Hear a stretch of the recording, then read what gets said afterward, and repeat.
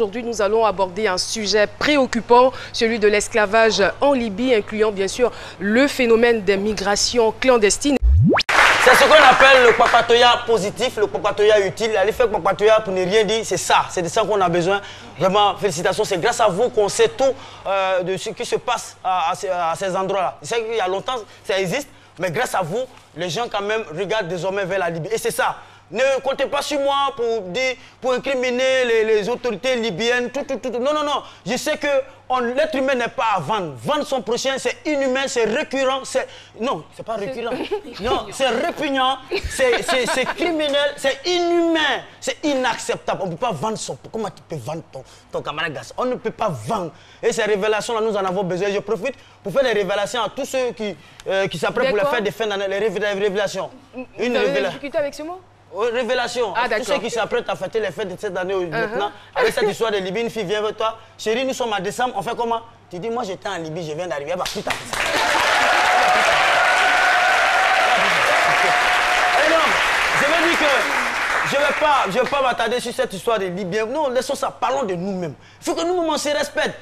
Il y a ce qu'on appelle, c'est-à-dire, je ne vois pas un Libyen quitter la Libye, se déplacer, venir à Bobo, à Yopougo, à Bobo, pour prendre Madoube et Brahma pour aller le vendre. C'est avec la collaboration de nous-mêmes, nos propres frères. Toi, t'as pas dit vendre Brahma à Bobo? C'est qui va te montrer. Oh, oui, en effet, c'est ça. Nos propres frères, parler de cette histoire de migrants, finalement, ça donne la migraine. C'est comme ça. Finalement, ça donne la migraine. Et je veux dire que, Dieu merci. Franchement. Oui. Franchement. Les autorités ivoiriennes ont anticipé en envoyant des avions pour chercher nos ressortissants là-bas. Mais c'est ça. C'était depuis avril. Oui, avant le sommet même. Parce que le sommet en a parlé. Avant le sommet.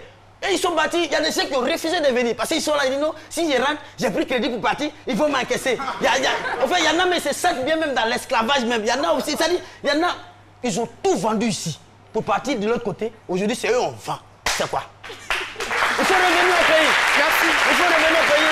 Moi, je pense que déjà, j'étais en train de parler de ça, le dernier sommet, lui, on a parlé, on a dit investir dans la jeunesse pour un avenir durable. On dit investir dans la jeunesse. Ne pensez pas forcément que c'est l'argent. Si on avait dit investir sur la jeunesse, on allait travailler l'argent sur vous. Mais dans la jeunesse, c'est accompagné d'un programme, un programme psychologique. Ça veut dire qu'on va vous parler.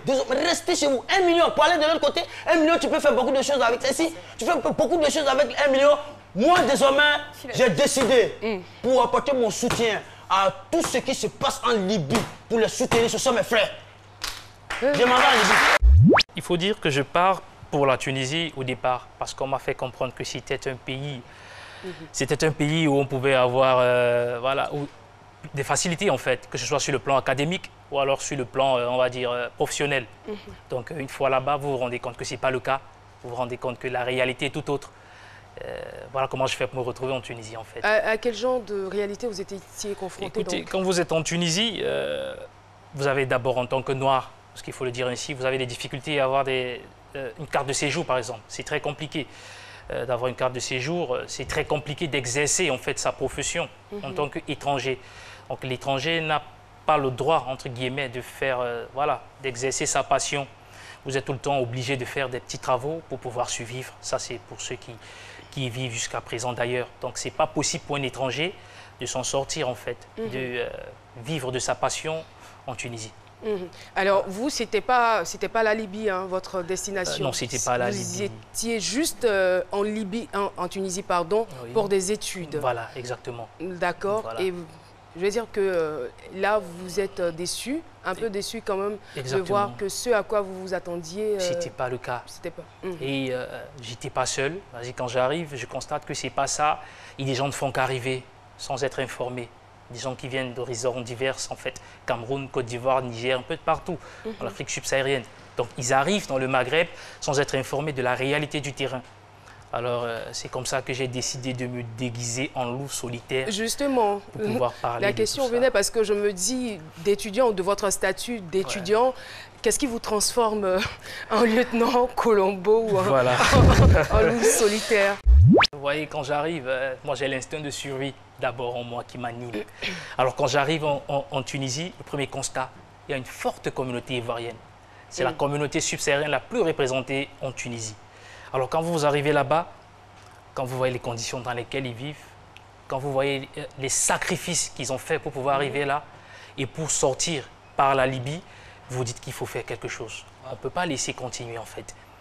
Et une fois que vous essayez d'aller plus loin, vous vous rendez compte que c'est la même chose en Algérie, c'est la même chose au Maroc. C'est-à-dire qu'ils entrent en quantité avec la complicité de nos confrères. Ça, il faut le dire. Et du coup, vous vous dites qu'il faut faire quelque chose. On ne peut pas se permettre de laisser perdurer la chose. Il faut que les gens sachent ce qui se passe. Il faut que les gens sachent qu'il y a un trafic énorme qui se passe avec les hommes.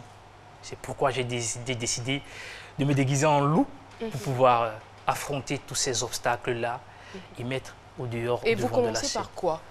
Je commence par la Tunisie d'abord. J'essaie de comprendre pourquoi et comment les Ivoiriens font pour arriver. Parce que c'est la communauté la plus présente, c'était plus facile pour moi de travailler avec elle. Voilà, il fallait des exemples en fait. J'essaie de comprendre pourquoi. Et j'essaie de m'infiltrer dans des réseaux.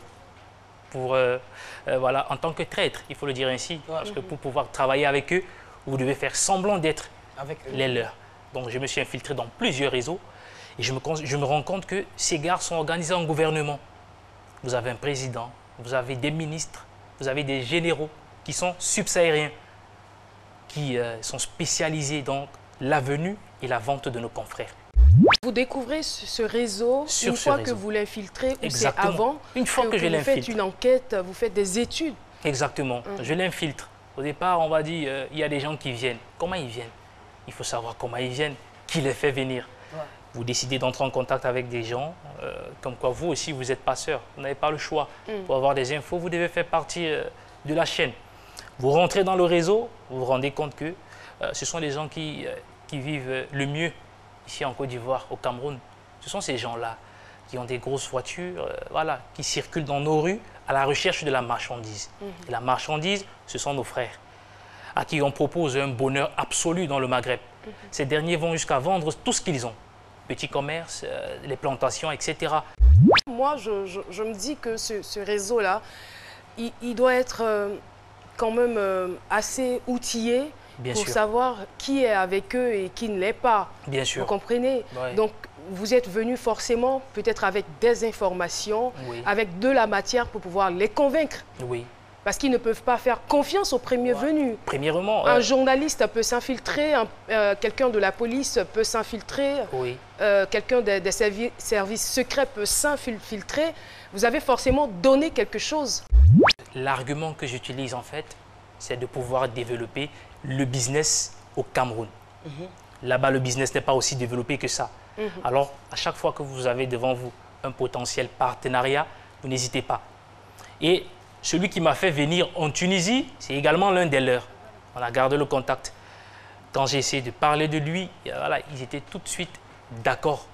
Et pour pouvoir avoir des informations, vous êtes obligé de rester avec eux pendant 1 mois, 2 mois, 3 mois, participer à leurs réunions, cotiser quand c'est possible pour les événements qu'ils organisent de temps en temps. C'est-à-dire faire corps entier de l'association pour qu'ils essayent de vous faire confiance.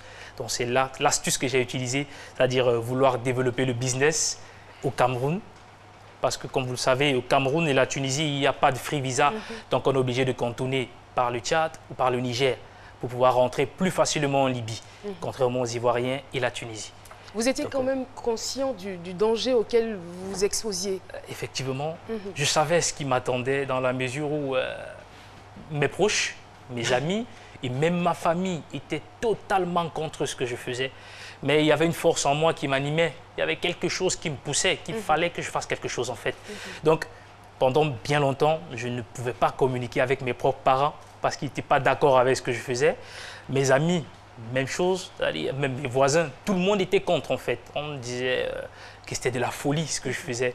Il n'était pas question pour moi de m'allier avec ces gens-là et de faire les différents déplacements, toutes ces frontières pour pouvoir avoir ces informations. Moi j'ai une petite question, parce qu'il y a vraiment quelque chose qui m'échappe. Vous arrivez en Tunisie, est-ce que c'est quelqu'un qui vous fait arriver en Tunisie? Est-ce que vous avez été victime de ce réseau-là? Est-ce qu'on a voulu vous vendre avant que vous vouliez intégrer ce réseau-là? Parce que là, je sais un peu... Particulièrement, on n'a pas voulu me vendre. Mais je ne partais pas comme un migrant. D'accord. Je suis arrivé en Tunisie par ce réseau. Au début, comme je vous ai dit, on me fait comprendre qu'en Tunisie, c'est plus facile de s'insérer. sur le plan académique et sur le plan professionnel. On ne vous dit pas la vérité au départ. Mais une fois en Tunisie, vous vous rendez compte que la réalité est tout autre. Ça, c'est le premier constat. Ensuite, vous vous rendez compte qu'il y a une forte communauté ivoirienne qui vient d'une autre façon. Vous essayez de vous discuter avec les uns et les autres, vous vous rendez compte qu'ils viennent également sous le fait d'un rêve vendu. On leur a fait comprendre que c'est le paradis sur terre. Beaucoup faisaient les petits marchés ici à Abidjan. Beaucoup avaient des plantations d'EVA. Je ne savais même pas qu'on cultivait l'EVA à Abidjan. C'est dans mon travail que je me suis rendu compte. Ils ont vendu les plantations. Justement, parlant de marché, est-ce que vous pouvez nous éclairer maintenant sur la chaîne du processus de marchandage? Exactement. Alors, vous avez à Abidjan, Cameroun, un peu de partout, des gens qui sont à la recherche de la clientèle. Alors, quand ils vous approchent, ils ont de la bouche mielleuse, comme on dit. Les propos qui vous endorment à l'instant. Alors, ils vous proposent l'achat de votre billet d'avion. C'est eux qui le proposent. Ils vous proposent un bon boulot une fois arrivé en Tunisie. Ils vous proposent un cadre de vie idéal une fois en Tunisie. Tout le monde aspire au bonheur. Il n'y a personne qui pourrait être insensible à une telle proposition. Tout le monde se met dans la danse. Vous vendez tout ce que vous avez, vous lui versez tout votre argent. La deuxième partie de son réseau, installé en Tunisie, a au préalable négocié un contrat. Un contrat de vente, parce qu'il faut le dire, la vente c'est dans tout le Maghreb. Et c'est selon les formes qui diffèrent en fait. Étant en Tunisie, vous avez des gens qui ont déjà tissé au préalable des contrats de travail allant de 3 à 5 mois avec des Arabes, Tunisiens, Algériens, tous ceux qui s'y trouvent. Alors vous qui partez d'ici, vous ne savez pas ce qui vous attend. Une fois que vous foulez l'aéroport international de Carthage, on récupère votre passeport dès que vous sortez de l'aéroport parce que c'est la garantie. On vous conduit dans votre maison où vous allez faire votre contrat ou alors dans votre chantier. À la fin du contrat de 5 mois, vous devez déjà au gouvernement tunisien une pénalité de 80 dinars x 2, à peu près 40 000 francs CFA, sans avoir de travail. Sans avoir où dormir, vous devez déjà au gouvernement. Et il faut automatiquement payer ces pénalités-là pour pouvoir sortir du territoire tunisien. Alors, la seule porte de sortie pour nos confrères, c'est le désert, la Libye. Sabrata, c'est le point de chute de tous les Ivoiriens, de tous les Camerounais qui sont en Tunisie. Parce que la sortie est compliquée, c'est normal. C'est 3 mois que vous avez. Mais comment vous pouvez justifier le fait, par exemple, qu'il y ait une forte représentation ivoirienne et camerounaise? Le free visa qui existe entre les deux pays. La Côte d'Ivoire et la Tunisie, on n'a pas besoin de visa. Juste une réservation d'hôtel et un billet d'avion et le tour est joué. On se rend en Tunisie très facilement. Contrairement aux Camerounais qui sont obligés de passer par le Tchad ou par le Niger. Parce qu'avec la Tunisie, il faut automatiquement un visa.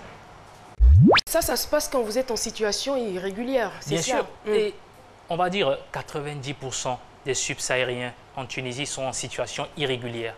Pourquoi ils sont en situation irrégulière? Beaucoup viennent dans l'espoir de trouver mieux. Alors il serait vraiment difficile pour quelqu'un de dépenser jusqu'à 1000 dinars, c'est à peu près 250 000 francs CFA pour faire une carte de séjour quand il est de passage. Ce n'est pas possible.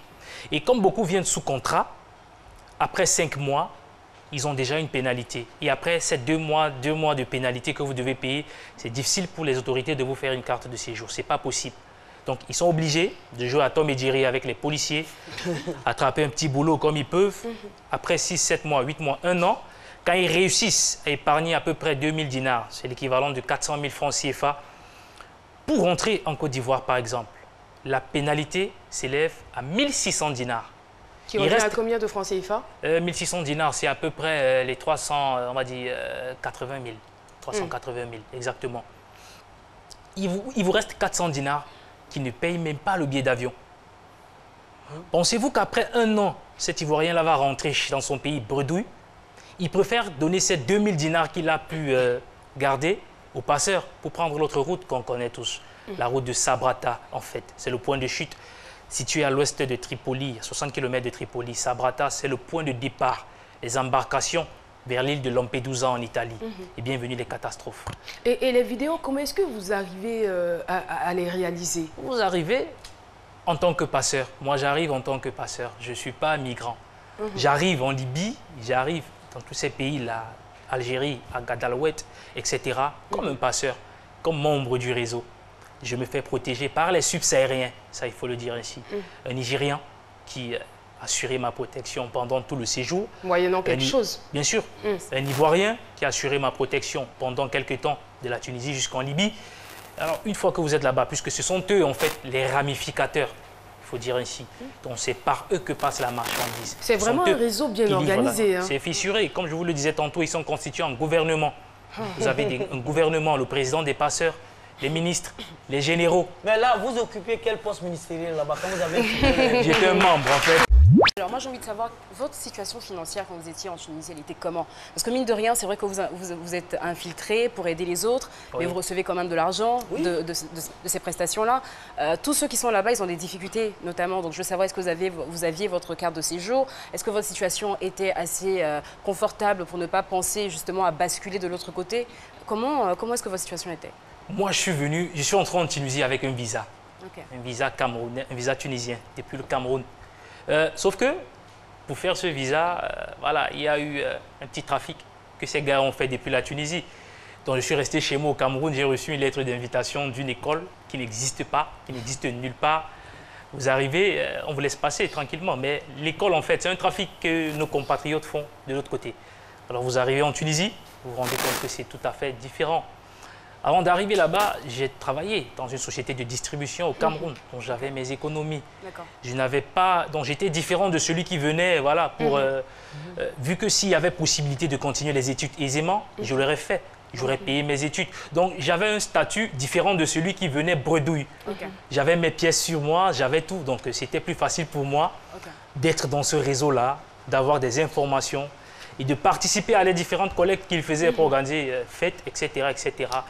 C'est notre propre frère noir qui nous vend en Libye. Maintenant, quand on nous vend, si on doit nous libérer, par exemple, moi comme cela, ils vont appeler mes parents, mon papa va déposer l'argent sur un numéro qui se trouve dans mon propre pays. Un Arabe, un Libyen n'a pas un numéro de Côte d'Ivoire. Donc, quand on essaie de nous libérer, quand on veut payer, on verse l'argent sur un numéro qui se trouve dans notre pays. Donc, les 7 fois où vous avez été vendu à des Africains? Non. Oui. J'ai été vendu dans la prison d'Ali Ghetto, qui se trouve à Saba. À Saba. Et une fois que vous êtes vendu, qu'est-ce qu'on fait de vous? Comment est-ce qu'on vous utilise? On me frappe. Bon, d'autres s'en vont travailler. On vient chercher les gens pour aller travailler cadeau. On donne l'argent, un truc à Ali Ghetto, ils s'en travailler cadeau. Ou bien soit Ali Ghetto donne son prix, aller travailler et le monsieur revient avec ses esclaves, il donne l'argent, un truc à Ali Ghetto. Quel type d'activité faites-vous pendant cette détention? Bon, souvent, on travaille dans Mazra, dans le désert, champ de tomates, ou bien aller accompagner les moutons, couper tamaro pour donner aux moutons, puis on s'en laver voiture des gens. Et puis, on revient. Et justement, ça m'envoie vous poser la question, John. Alors, dans quel secteur d'activité les esclaves sont le plus souvent utilisés? C'est vrai, c'est dans plusieurs secteurs. Il faut qu'on le dise aujourd'hui. Certes, ça va heurter la sensibilité des uns et des autres, mais on arrive à un stade où on ne peut plus se mentir. Vous avez des uns qui sont spécialisés dans des travaux, on va dire, champêtres. La culture de tomates, la culture des olives. Vous avez des femmes qui sont utilisées comme une machine à sexe, il faut le dire ainsi. C'est-à-dire vous achetez une femme qui peut vous servir quand vous voulez, comme vous voulez. Vous la nourrissez pas, ça engage que vous. Parce qu'elle ne peut pas sortir, elle est prisonnière. Et c'est beaucoup plus sous une forme de contrat. C'est pourquoi quand il dit qu'il a été vendu 7 fois, moi j'ai peut-être besoin de quelqu'un pour travailler dans ma ferme. Et ça va durer 4 mois. Je paye le prix équivalent à ces 4 mois-là à celui qui me le vend. 4 mois après, je suis libre de le revendre parce que je n'en ai plus besoin. C'est comme ça qu'on peut l'acheter cette fois-ci peut-être pour travailler dans une laverie. 3 mois après, c'est pour travailler, etc., etc. Donc, le business, c'est un business, voilà, il n'y a pas d'état d'âme. Comment est-ce qu'on peut expliquer cela? Qu'est-ce qui leur donne le droit de considérer les autres comme des esclaves? Vous savez, quand vous arrivez dans le Maghreb en général, certes, on ne va pas généraliser, il y a des Maghrébins qui sont bien, ça il faut le dire ainsi. Quand vous arrivez, vous le noir, on vous appelle africain. Qu'est-ce que ça veut dire quand il vous appelle africain? C'est pour dire que lui n'est pas africain. La race noire est considérée comme étant inférieure, en quelque sorte en fait, par certaines personnes. Donc le noir, c'est une perle rare. On va dire que c'est lié à l'histoire. Voilà. C'est lié à l'histoire, malheureusement, et c'est vraiment dommage parce qu'on n'est plus des esclaves, parce que l'esclavage a été aboli. Voilà, parce qu'il faut le dire ainsi, En Libye, nous avons également des migrants syriens, pakistanais, etc. etc. Mais ce sont les Noirs qui sont soumis à la traite. Vous voyez qu'il y a un problème. Donc, nous avons dans le fond une vidéo de vente. Oui. Voilà. Est-ce que vous pouvez nous commenter un peu ces images que nous voyons? On voit des personnes sorties d'une pièce. Effectivement. Eux, qui... Là, c'est une prison, on va dire, privée. Parce qu'en Libye, vous avez des prisons officielles et des prisons privées. Officielles, ce sont celles qui sont, entre guillemets, détenues par des agents de sécurité, voilà, reconnus par le gouvernement. Des prisons privées. Quelqu'un construit sa maison, il fait une prison dans la pièce. Les anciennes maisons de guerre abandonnées. Là, comme vous pouvez voir, non loin de Tripoli, c'est dans une maison, une ancienne maison de guerre, en fait, détenue par un rebelle qui a stocké, c'est plus de 100, ils sont à peu près 400, ils étaient à peu près 400 migrants là-bas dedans. Mais il arrive à nourrir tous ces migrants-là. Un demi-pain pour 3 personnes. Ça, c'est après 2 jours parfois. De façon quotidienne? Bien sûr, c'est pourquoi, bien sûr, après 2 jours parfois, ils font 2 jours, ils ne mangent pas. C'est pourquoi vous verrez des femmes, par exemple, accoucher et les enfants meurent, faute de soins, faute, voilà, ils ne peuvent pas allaiter. Ils sont capables de tenir même des femmes enceintes, c'est ce que vous êtes en train de nous dire. Il y a des femmes enceintes, elles étaient nombreuses, comme je vous ai dit, j'ai rencontré l'Ivoirienne que j'ai rencontrée qui a été séquestrée 6 mois et demi comme étant un objet sexuel. Après, elle s'est retrouvée enceinte. Aujourd'hui, c'est vrai, je l'ai perdue de vue, je ne sais pas ce qu'elle est devenue, il faut le dire ainsi. Mais là, vous avez même des femmes enceintes, ils s'en fichent éperdument. Les femmes accouchent dans des prisons, dans des centres, et personne ne parlait. Vous voyez, la vidéo à l'origine, elle est en arabe. Vous allez entendre ça dire, ils n'ont pas de problème, ils sont tranquilles. C'est légal, entre guillemets, pour les rebelles de faire ce travail-là. Ce commerce-là, si j'ai bonne mémoire, hier, vous nous disiez que c'est un commerce qui existait avant même la rébellion. Oui, ça existe depuis très longtemps, sauf que ça a pris de l'ampleur, en fait, avec la situation actuelle de la Libye. Il n'y a pas de gouvernement en Libye. Le point de départ des migrants, c'est-à-dire que Sabratha, c'est la ville située à l'ouest de Tripoli, 60 km, c'est le point de départ des migrants pour l'île de Lampedusa. Elle est entièrement entre les mains des rebelles. Et voilà, la fois où j'ai eu l'opportunité d'interroger un dirigeant libyen, il m'a dit, même le gouvernement libyen, pour avoir accès à Sabratha, a des difficultés dans la mesure où l'insécurité est de maître. Donc, vous voyez que c'est très compliqué de pouvoir faire quoi que ce soit dans une ville comme ça. Vous voyez, ça, c'était la distribution de pain, un demi-pain pour 3 personnes. Il n'y a pas moyen, en fait. Mais on voit des personnes sorties bien sûr, ce sont comme on dit, ce sont des maisons abandonnées. Donc, vous avez des petites sorties. Quand il voit à manger, il est prêt à tout. Et en fait, 2-3 jours sans avoir mangé quelque chose, quand il voit un demi-pain, comme vous voyez à l'écran, il est prêt à tout pour pouvoir sortir. L'essentiel pour lui, c'est de pouvoir se ressourcer un tout petit peu, vivant dans ce calvaire-là. Vous étiez dans quel état d'esprit? Je veux dire que vous, qui avez eu, je ne dirais même pas le privilège, mais plutôt l'occasion de filmer toutes ces images, de voir un peu la souffrance de vos frères, dans quel état d'âme vous étiez? En tant que noir, voir son frère se faire maltraiter de la sorte, on a comme l'impression que le monde est en train de se tourner à l'envers. Au XXIe siècle, vous voyez votre frère qui crie, il envoie des cris de joie parce qu'il a vu un petit morceau de pain. Vous comprenez que le monde, ayant peut-être laissé, on va dire, sa plantation, a peut-être vendu sa plantation dans son pays d'origine, se retrouver dans des conditions comme ça. Personnellement, il faut vraiment être fort mentalement. 1, pour pouvoir prendre ces images.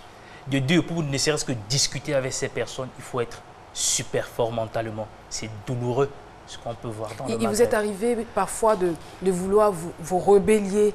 Bien sûr, à un niveau, vous vous dites, vous voulez vous révolter. À un niveau, vous vous dites, à un niveau, c'est tout le peuple libyen à qui vous en voulez en fait. Mais vous vous dites, il ne faudrait pas qu'on mélange les choses. Il faudrait qu'on établisse les parts de responsabilité. Bien vrai que c'est dans leur pays que ça se déroule. Il n'y avait pas de mots pour expliquer ce que je voyais. Vous avez... c'est comme si le monde s'arrêtait de tourner. Et à cet instant, vous êtes prêt à détruire le pays entier. Ce pays en entier, tout simplement parce que vous... Et si vous voulez détruire le pays, c'est tout le monde que vous allez détruire, y compris vos frères africains. Vos frères africains. Qui sont aussi très impliqués dans ce commerce. C'est pourquoi... Et justement, je voudrais qu'on puisse revenir sur le fonctionnement de ce réseau, étant donné que vous les avez fréquentés, vous êtes restés, on va dire, environ 1 mois avec eux.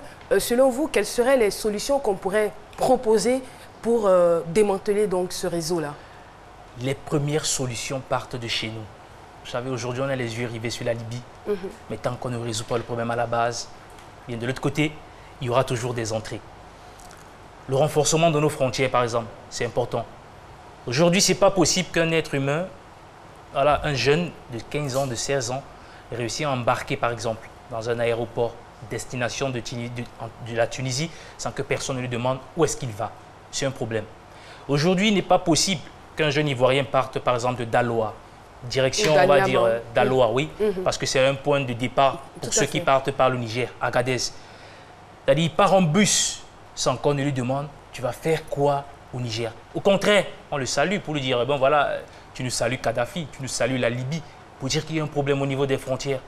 La sécurité de nos frontières devrait être, en fait, le fondamental. Parce que tant qu'on ne commence pas par résoudre le problème chez nous, on ne pourra pas freiner ce phénomène. Moi, j'ai une équation, en fait, difficile à résoudre dans ma tête. Je me dis, pourquoi malgré la sensibilisation, malgré les témoignages de personnes qui ont vraiment vécu au cœur de tout ce gros scandale pour le continent africain et pour la race noire, pourquoi y a-t-il toujours cet entêtement pour des subsahariens à partir? Parce que j'imagine qu'à l'heure où nous parlons, il y a encore des Ivoiriens et d'autres... Ils sont en train de plier bagages actuellement même. Bien sûr. Ouest-Africains qui partent toujours pour la Libye. C'est pourquoi j'ai rencontré 2 types de migrants.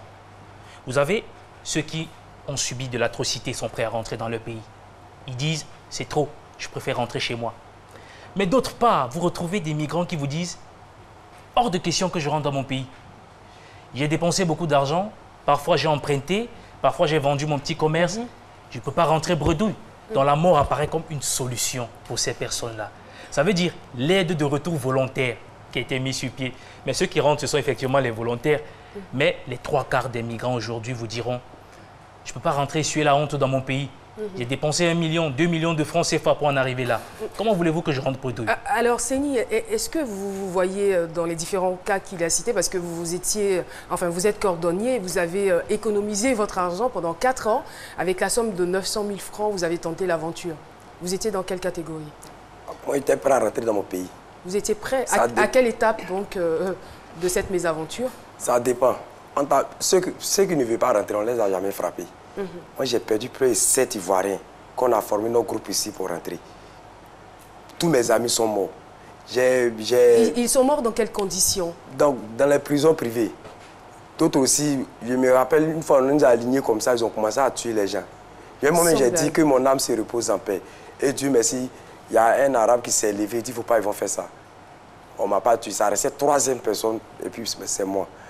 Donc, quand j'ai vu tout cela, j'ai embarqué le Zodiac, bateau gonflable, sur 150 personnes, sans compter enfants, et puis femmes enceintes, sans compter les bidons de 25 litres chargés d'essence, sans compter poids de moteur.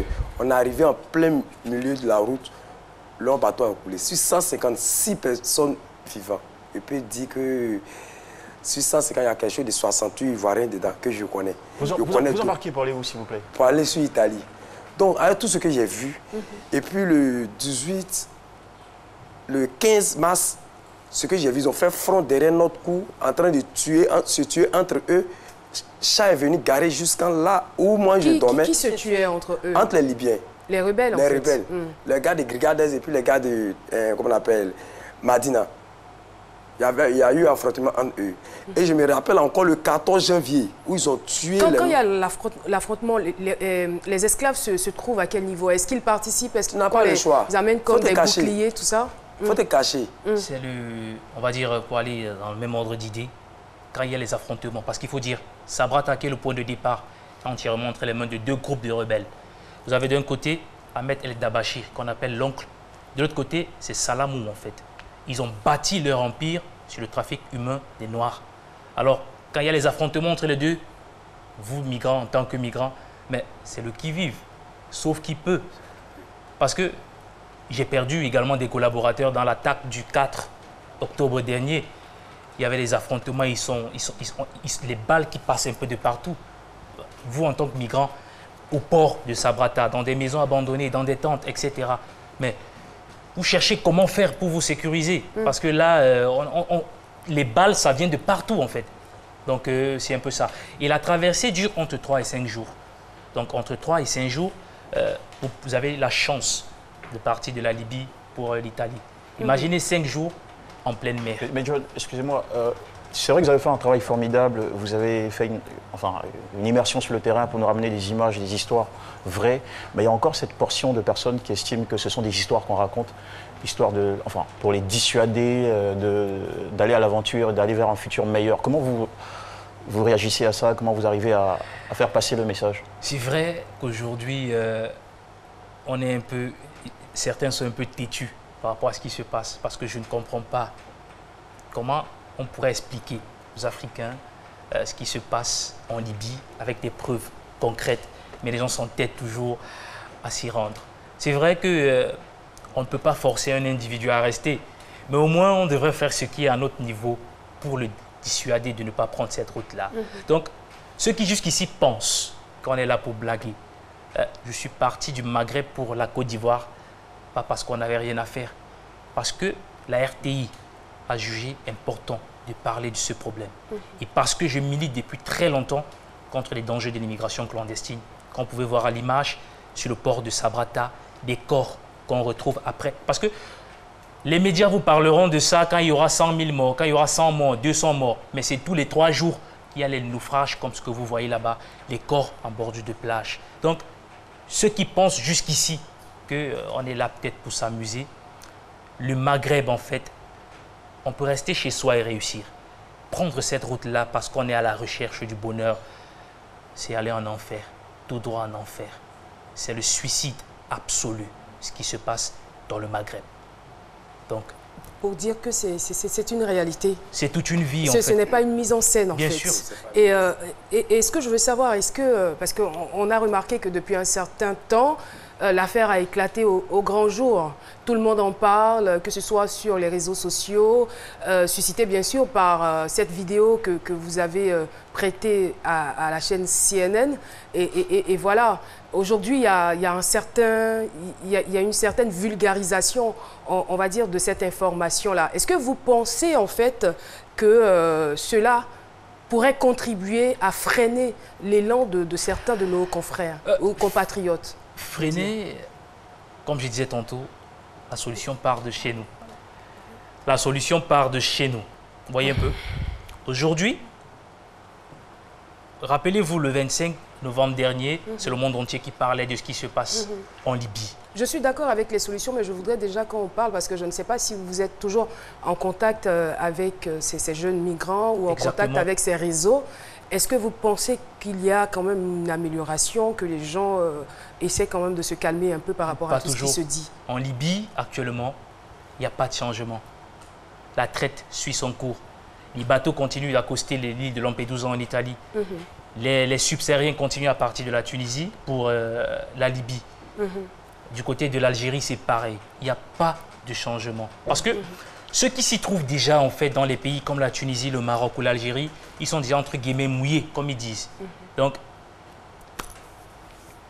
ils ont un mot malgré l'interpellation de l'Union européenne, de certaines organisations, ils ont toujours des décrets qui sont en train d'être pris, tout ça, il n'y a rien? Il n'y a pas de changement, surtout en Libye, parce que c'est le pays le plus concerné.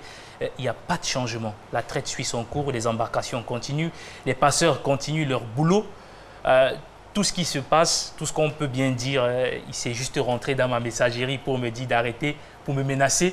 Comme pour vous dire qu'ils n'ont peur de rien. Vous recevez beaucoup de menaces? Beaucoup de menaces. Ça, c'est constant.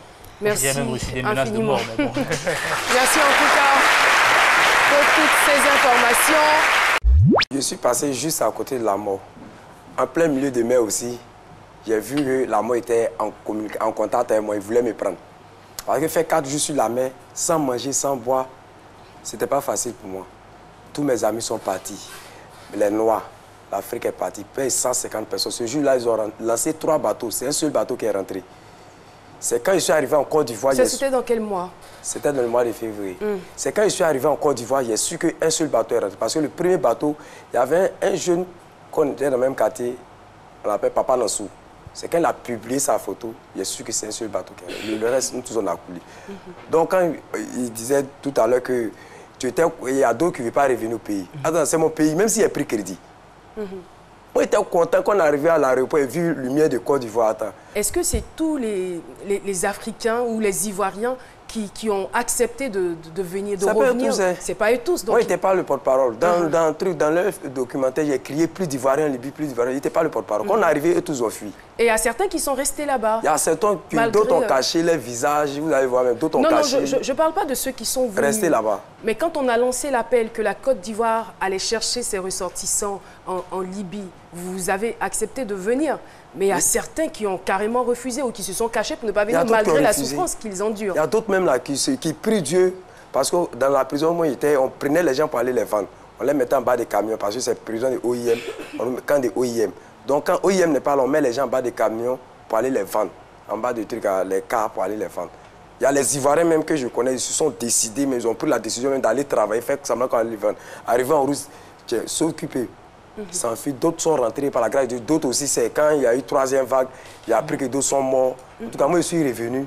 Je dis seulement que merci à Dieu. Comment vous pouvez expliquer cette attitude-là? Comme je vous disais, ça c'est la deuxième catégorie de migrants, prêts à tout pour allier l'Europe. Les premiers vous diront, j'ai emprunté beaucoup d'argent au pays, je ne peux pas rentrer bredouille. D'autres vous diront, j'ai vendu tout ce que j'avais.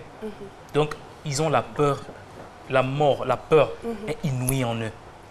Et la mort apparaît comme la solution à leurs problèmes. Il faut dire qu'il y a des jeunes quand même qui subissent beaucoup de pression familiale. Voilà. Hier, on le disait, surtout dans des familles polygames, où quand, par exemple, un enfant est parti, l'enfant d'une rivale est parti, qu'il envoie peut-être des photos pour montrer à quel point il a réussi, alors l'autre est considéré comme un damné. Voilà. Vous ne partez pas, vous n'êtes pas courageux, vous êtes parti, vous êtes revenu pendant que votre frère est là-bas. Il est là-bas. Donc c'est beaucoup de pression. Supplémentaire. Et parfois, ce sont les familles qui font de la cotisation. Moi, je veux savoir, John, dans tout cela, vous avez tout à l'heure qu'en Libye, il n'y a pas de gouvernement. C'est vrai que, ouais, mais là où il y a rebelle, il y a toujours une autorité. Lors des sommets, on a vu quand même le représentant libyen quand même. Là, donc il y a une autorité en Libye. Vous qui étiez sur le terrain, est-ce qu'il y a un travail qui est fait, est fait au niveau local par les autorités? Parce qu'on a l'impression que... À leur niveau, ils essayent. Voyez un peu. En faisant quoi? Parce que j'ai eu l'opportunité de rencontrer le ministre libyen des Affaires intérieures à Gamart, Tunisie, où on a essayé de discuter sur le problème. Vu que c'est, entre guillemets, difficile pour le gouvernement libyen d'accéder, par exemple, dans une ville comme Sabrata, vu l'insécurité, vous voyez qu'il y a un problème. Et aussi, voilà, il y a certains policiers qui vous disent qu'ils n'ont pas assez de moyens, ils n'ont pas assez de moyens pour pouvoir lutter contre ce qui se passe. Vous voyez qu'il y a un gros problème qui se passe. Il y a un problème dont on ne parle pas assez, c'est le kidnapping des Noirs. J'ai entendu parler d'une sorte de kidnapping des Noirs qui a lieu. Bien sûr, ça c'est aussi... C'est-à-dire qu'on n'a pas forcément l'intention de s'exporter ou de passer par ces canaux-là pour arriver en Europe, mais on peut se trouver dans un guet-apens. Oui. Voilà, en Libye, il y a ceux qui sont spécialisés dans le kidnapping aussi. Vous voyez un peu, c'est pourquoi c'est proscrit par rapport aux Noirs de se balader seuls. Parce que même en journée, quand on vous kidnappe, c'est beaucoup plus ceux qui sont spécialisés dans la torture. Une personne qui est en situation régulière peut être aussi kidnappée. Il y a régulière, irrégulière. Quand vous êtes noir, on s'en fout. Il suffit juste que vous soyez peut-être dans un quartier entre guillemets sécurisé. Là, peut-être ça peut y aller. Tant que vous vous retrouvez dans un quartier où l'insécurité règne, que vous soyez en situation... Enfin, on ne regarde pas ça. C'est la peau, la couleur, c'est tout. Donc, ceux qui sont spécialisés dans la torture, quand ils vous kidnappent, c'est toujours pour la rançon. C'est-à-dire, on demande de la rançon à vos familles restées dans vos pays respectifs. On vous torture. Donc, il y a ceux qui font de ça leur boulot, en fait, leur business. Quel est le discours qu'on vous vend, Monsieur Seni, quel est le discours qu'on vous vend pour vous pousser à quitter votre pays pour aller vers ces destinations dangereuses? Bon, moi... Quelles sont les promesses qu'on vous fait? Qu'est-ce qu'on vous raconte? C'est bengué. Avant de partir. Avant de partir, bon, il y a d'autres personnes, quand ils m'ont vu, il y a les clients même.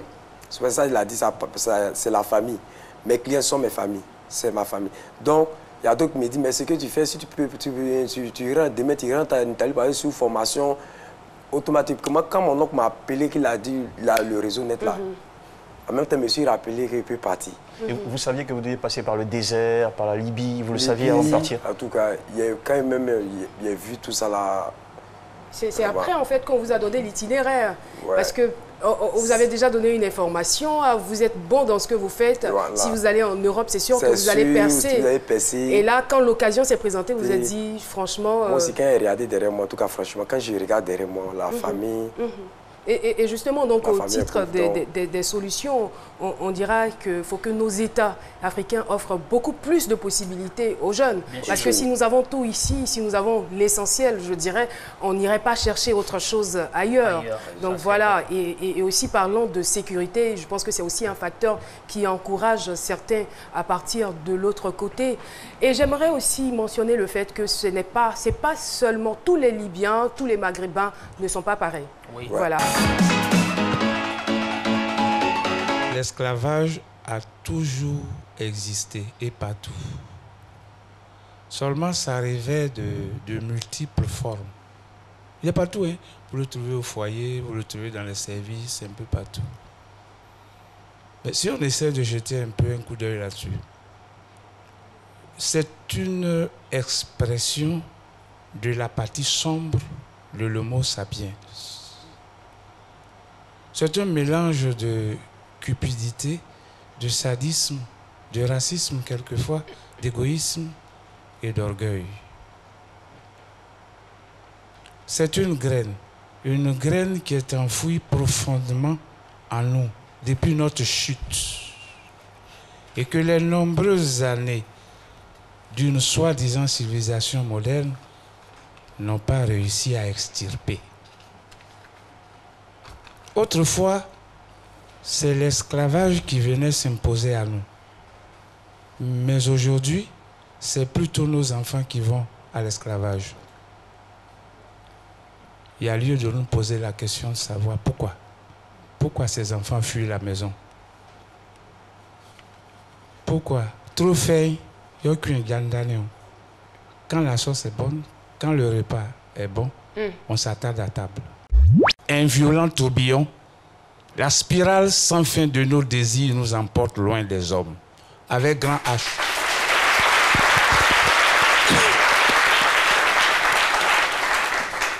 Tout ce qu'on miroite aujourd'hui comme gain facile n'est qu'à pas pour vous capturer. Nous pouvons réussir ici. Avec très peu d'argent, nous pouvons entreprendre ici et réussir. Si nous parvenons à vaincre, à lutter du moins contre 4 de nos gros ennemis, la naïveté, les illusions, la paresse et les mauvaises habitudes. Si nous parvenons à lutter contre ces tares, avec très peu de moyens, on peut réussir. Voici un monsieur qui s'en va avec 900 000 francs à l'aventure pour aller acheter la mort. Ça nous fait 2 cabines, les choses ici. Alors qu'avec 9 000 francs CFA, avec 900 000 francs CFA, nous pouvons entreprendre ici et réussir. Même avec moins que ça. Moi, je ne vous dirai pas mon exemple, mais je suis passé par plusieurs actions comme ça et qui m'ont rendu beaucoup de services. Pourquoi vous allez acheter la mort avec le peu que vous avez, alors que vous pouvez tout faire chez nous? À continue bon, il a le poulailler, ça pue, mais c'est le dortoir du poulet.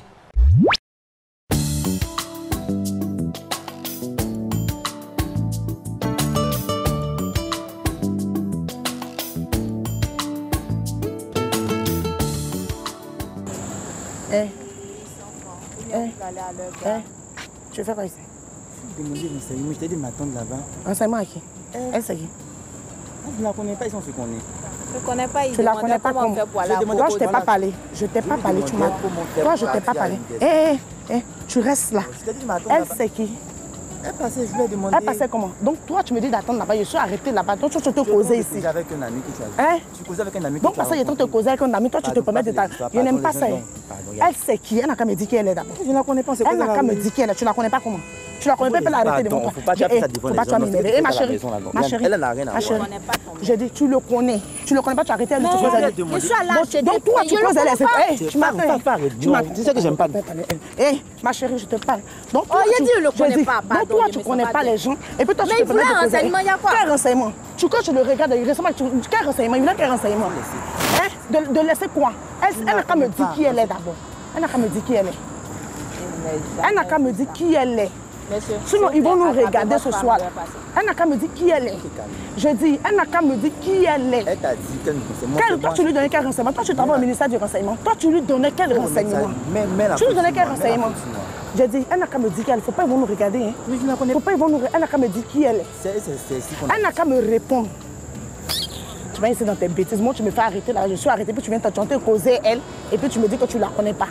Tu ne la connais pas, tu as arrêté, tu causes elle. Pourquoi? Vous causez de quoi? Ah, chérie, vous causez de quoi? Il dit, il m'a demandé où on emprunte pour aller à Cocotier. Je lui montrer juste la gare. Toi, maintenant, tu es là. Toi, tu es là pour indiquer la gare aux gens. C'est ton travail. Toi, tu es là pour indiquer la gare. Vous étiez parlé, puis vous étiez collés comme ça. Pardon. Vous étiez collés, pourquoi? Ça pour donner renseignement, tu t'es collé. Et puis moi, je parle, tu ris, ma chérie. Ah, ça, tu me connais. Je suis souffrante, ma chérie. J'ai dit, et puis tu es souffrante depuis quoi? Je ne le connais pas. Tu ne le connais pas, tu causes à lui pourquoi? J'ai dit, je le connais pas. Tu es sûr que tu le connais pas, tu es une menteuse. Je dis, tu es une menteuse. Tu es une menteuse. Tu veux qu'elle ma chérie, tu es une menteuse. Non, hé, tu me laisses, tu es une menteuse. Tu n'as pas honte. Toi, tu n'as pas honte. Vous êtes remplis à c'est pour chercher le gars de vos camarades, quoi. C'est pour chercher le gars de vos camarades. Tu n'as pas honte. Monsieur, s'il tu vous plaît. n'as pas honte. Monsieur, tu n'as pas honte. Ne me causez pas de problème ce soir-là. Tu n'as pas honte. Et puis s'il ne m'attrape pas, tu vas me faire quoi? Hey, je dis, attends, s'il ne m'attrape pas là, tu vas me faire quoi? Tu t'es fait piéger. Voilà, fais coucou à la caméra. Coucou. Mais la prochaine fois qu'une fille t'agresse comme ça, tu vas la beauté. Toi, je vais t'arrêter quand ils vont parler sur toi comme ça. Abidjan ici, là. L'émission est terminée. Demain est un autre jour. Merci donc de rester sur la chaîne qui rassemble. Au revoir.